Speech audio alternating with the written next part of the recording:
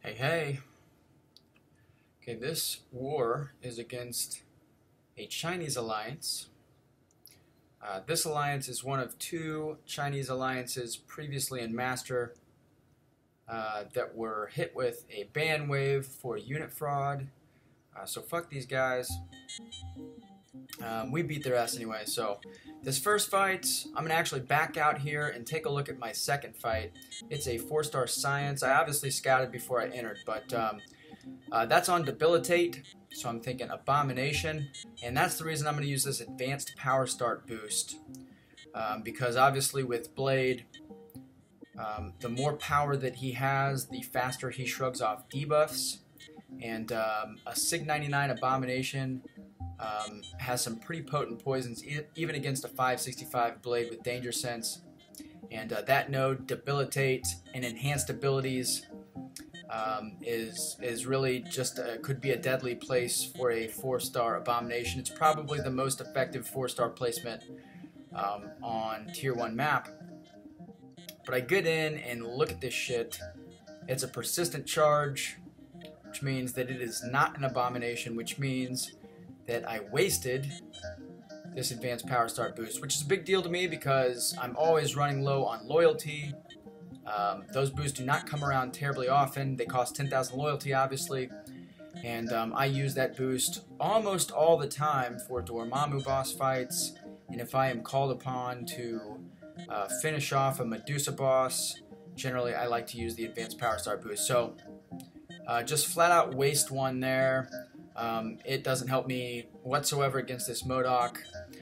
My mistakes should be your learning experience. So my piece of advice there is if you are going into a diversity fight and you are using one of those 3-minute boosts for the next fight just because you can squeeze it in to use for both fights, don't do that. Just wait until you get to the fight screen of the fight that you actually need that boost for, so that you can be absolutely certain that you're not going to waste it. Here I have a 455 Corvus Glaive on node 21. This is my first matchup against Corvus Glaive in Alliance War, but in previous wars, other battle groups and for Loki have faced him on this node and have reported him being a little bit tricky. Really just dangerous, not necessarily tricky. His L2 is devastating, and if he gets to an L2, especially on a True Strike node, if you mistime it, then that could be the end of you. And actually, his L2 does have a kind of funky pause between the first and second components of his L2, so you really need to understand the timing of his L2 to make sure that you don't screw up on it. And with any new defender, or really any defender that you are not 100% comfortable against, I advise doing some duels before you attack in Alliance War. And really, I think that you owe that at least to your Alliance mates. Duels are a pain in the ass when there's a duel event, but they're actually a good, valuable tool for Alliance War preparation. So I strongly advise doing that. And even if it's a champ that you fought 100 times, like Nightcrawler for me, I always like to duel a Nightcrawler before I fight one, just to re-familiarize myself with the timing of Nightcrawler fights, stuff like that. So anyway, a Gwenpool, she's about the easiest defender in the entire game, so I sped right through that fight. And here we have a 455 Hood on the power gain node. I am going to throw on a few boosts here, a couple boosts, just because I'm going to be completing my lane here. So my strategy, as always, on this node is to parry bleed if the defender bleeds. And then if I get backed into a corner, I like to use Blade's L1, as I do here, instead of his L2. The reason is it doesn't feed the defender's power meter as much, and the reason for that is that it only has 3 hits in it, and Blade's L2, by comparison, has, I think, 8 hits in it, all of which feed into the opponent's power meter. So that fight's over, and generally speaking, that's not a terribly difficult fight, and especially when it's like a mystic that bleeds. So here we've got a Killmonger on Unblockable 2. He is running Suicides. Now, if you guys look up here, he's got his Reverberation buff active. That's something that comes with his signature ability. And look at my health meter. Every time I hit into him while he has that buff active, I'm taking some damage, kind of similar to Electro. Now, when he has that hammer buff, that means that if you hit into his block, he'll become instantly unstoppable and will punch you in the face. You can knock that little hammer buff off by hitting him with a combo. And then his L1, I'm always going to just evade the first part, block the second, and then evade the third. Now here, I actually mistimed my dash back on the first component of his L1, and I get hit with it. I was fortunate because this guy can absolutely hit very, very hard, and I guess with the boosted blade he's going to survive that, but even still, just cost me some potions and dropped me below 50% health. So here we have a Yondu on Bane. If you guys have watched my channel at all, especially Season 1 and in the off-season Work and Spray, you know that this guy used to be my number one nightmare, and he is no longer. But I do make some mistakes in this fight. Right here, the first one is I just mistime a dash back again, same thing I did with Killmonger, and he hits me for a couple strikes there, flips the Bane timer over to me, and that drops me below 50% health again.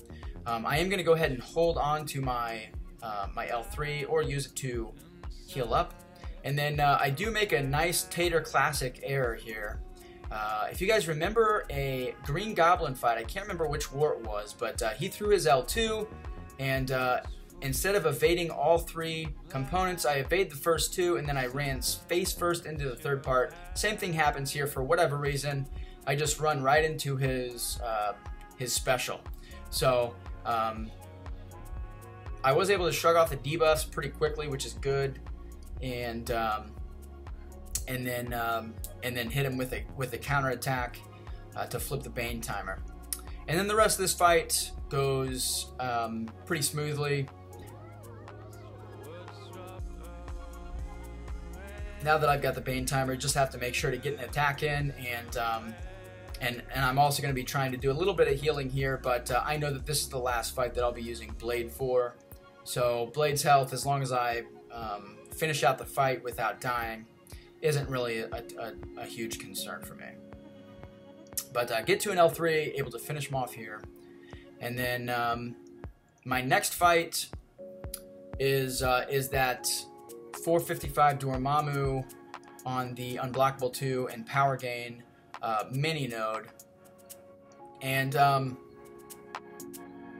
Dormammu on this node is a lot easier than the boss nodes because obviously he can be stunned, and with magic, obviously you saw I used another advanced power start boost so I can get to that L2 as fast as possible.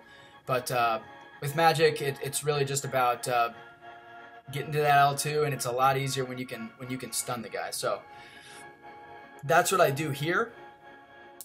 And then I did keep this fight at normal speed instead of speeding it up, even though, spoiler, it will go pretty cleanly. And the reason is because I wanted you guys to see what a clean Dormammu boss or Dormammu fight looks like at normal speed. I'm usually either slowing it down because I'm screwing up, or I'm just screwing up against Dormammu,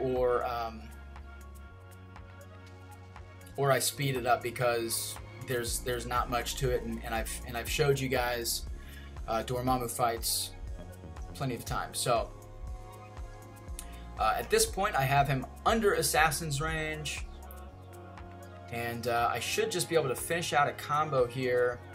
And then hit him with my L1 and wipe him out. So that is it for this war for me, guys. My boy Dreamin', I believe, took that Medusa boss, and I'm sure he did a tremendous job. We did win this war, as I mentioned earlier in the beginning of the video, and then here you see that I was at the top of the MVP board just because I had 8 fights. But there is the little stat page here, the war summary. I want to shout out Deus Wolf real fast for helping me with the Chinese symbol. I wanted to be accurate last time against a different Chinese alliance. I just put Asia up there, and I don't know. That felt a little pretty lazy. So anyway, thanks Deus. I appreciate it. Hope you guys enjoyed the video. Leave a like and a comment.